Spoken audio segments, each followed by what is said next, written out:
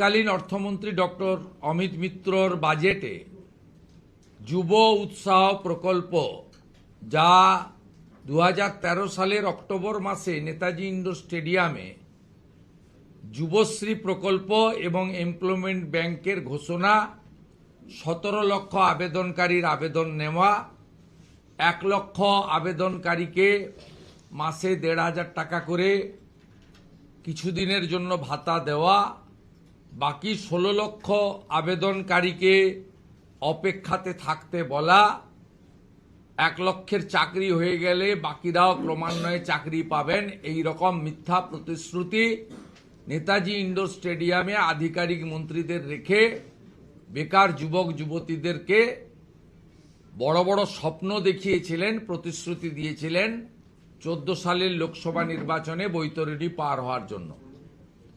সেই যুবশ্রী প্রকল্পের মৃত্যু ঘটিয়েছেন এই মুখ্যমন্ত্রীর নির্দেশে তার অর্থমন্ত্রী ডক্টর অমিত মিত্র, যিনি 17-18 অর্থবর্ষ থেকে এই যুবশ্রী প্রকল্পে কোনো বরাদ্দ রাখেননি এবং এমপ্লয়মেন্ট ব্যাংক তুলে দিয়ে 17 লক্ষ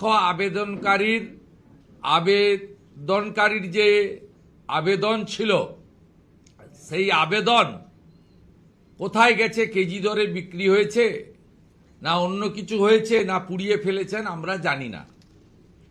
এই 17 লক্ষর তালিকা আমাদের হাতে আছে, আমরা তাদের প্রত্যেকের সঙ্গে সম্পর্ক করব এবং তারা তাদের অভিজ্ঞতার কথা জনমানসে তুলে ধরবেন ক্রমান্বয়ে।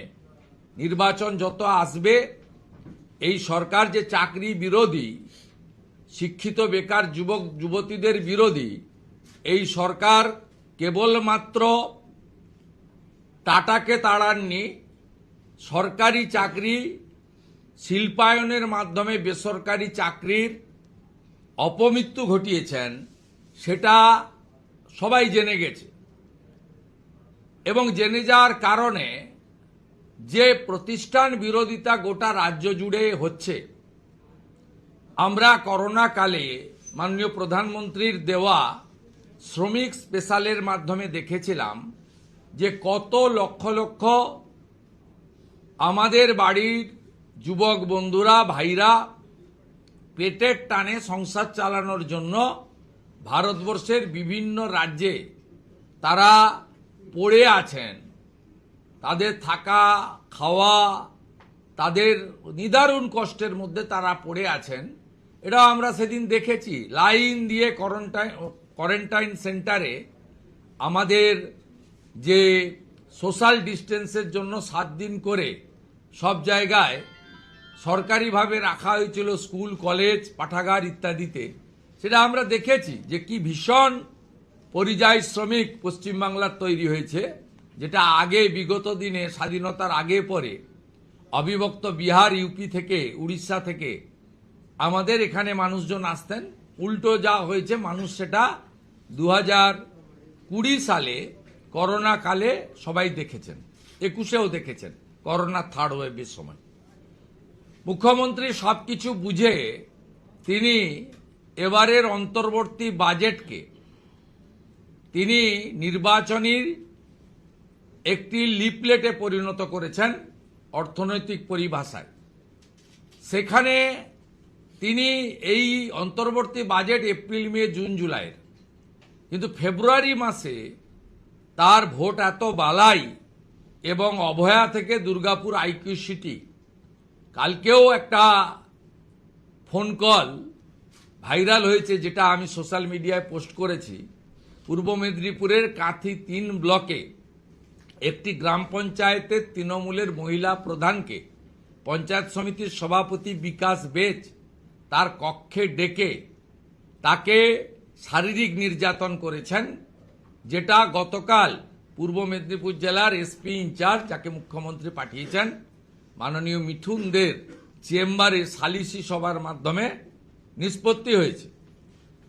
এইভাবে মহিলারা যখন আক্রান্ত হচ্ছেন, প্রত্যেক দিন যখন ধর্ষণের খবর আসছে, শ্লীলতাহানি খবর আসছে, ছোট ছোট বাচ্চা মেয়েদেরকে রেপ বা গ্যাংরেপ করে জিহাদি বাহিনী খুন করছে, অনুব্রত মণ্ডলরা অশ্লীল ভাষায় পুলিশের স্ত্রী এবং মায়েদেরকে ধর্ষণ করার ওপেন ডিক্লারেশন দিচ্ছেন, তখন মুখ্যমন্ত্রী 500 টাকা বাড়িয়েছেন এবং কিছু জনের অ্যাকাউন্টে সেটা বাড়তি টাকা পাঠিয়েছেন।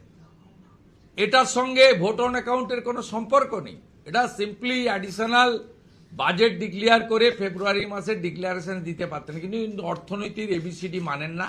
যা কিছুদিন আগে নির্মলা সীতারামনজি সংসদের দুটো কক্ষে দাঁড়িয়ে পশ্চিমবঙ্গে কি চলছে, indiscipline of the financial rules and regulation, ক্যাগের রিপোর্ট ভাইলেশন, এগুলো বলেছেন। এরপরে আগামীকাল থেকে একটি বড় নাটকের জন্য বাংলা অপেক্ষা করে আছে। যেভাবে 17 লক্ষ ফর্মের অপমৃত্যু ঘটিয়েছেন বেকার যুবক যুবতীদের, যুবশ্রী যুব উৎসাহ প্রকল্পের মৃত্যু ঘণ্টা বাজিয়ে দিয়েছেন মাননীয়া, ঠিক আগামীকাল থেকে শিব চতুর্দশীর দিন, উনার তো নত্যসত্য জ্ঞান থাকে না যে হিন্দুদের বড় উৎসব আছে কালকে, উনার খেয়াল নেই যে এই রাজ্যের কয়েক লক্ষ পরীক্ষার্থী তারা 12 তারিখ থেকে 27 তারিখ পর্যন্ত উচ্চ মাধ্যমিক পরীক্ষা দেবেন। কিন্তু কালকে তিনি 294টা বিধানসভায় আইপ্যাকের বুদ্ধিতে তাবেদার প্রশাসনের একটা অংশকে ব্যবহার করে একটা টেবিল আর দুটো করে টুল বা চেয়ার পেতে কাল থেকে এই ফর্ম বিতরণের কাজ শুরু হচ্ছে।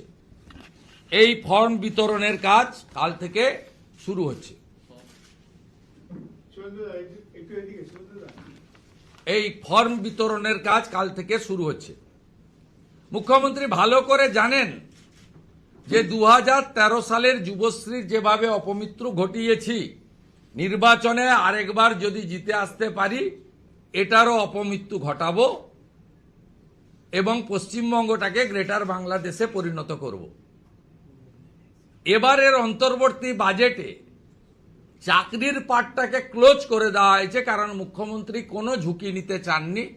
চাকরি দিলেই পার্থ অর্পিতারা চাকরি বিক্রি করবে, চাকরি বিক্রি করলেই হাইকোর্ট সুপ্রিম কোর্ট চেপে ধরবে, হাইকোর্ট সুপ্রিম কোর্ট চেপে ধরলেই সিবিআই ইডি ইত্যাদি ইনকাম ট্যাক্স আসবে, তারা এলেই পার্থকে জেলে যেতে হবে, সঙ্গে মানিককে যেতে হবে, সঙ্গে কল্যাণময়কে জেলে যেতে হবে, সঙ্গে এসপি সিনহাকে জেলে যেতে হবে, জীবন কৃষ্ণকে এখনো জেলে থাকতে হবে। তাই তিনি এবারের অন্তর্বর্তী বাজেটে সম্পূর্ণভাবে চাকরির প্লাটটা ক্লোজ করে দিয়েছেন। যদিও আমরা জানি পশ্চিমবঙ্গে 6 লক্ষ রাজ্য সরকারের পোস্ট তিনি অবলুপ্তি ঘটিয়েছেন, আর প্রায় 10 লক্ষ পোস্ট, তার মধ্যে 3,58,000 প্রিন্সিপাল, অধ্যাপক, শিক্ষক, শিক্ষিকা, শিক্ষাকর্মী ইত্যাদি 3,58,000 ভ্যাকেন্সি আছে।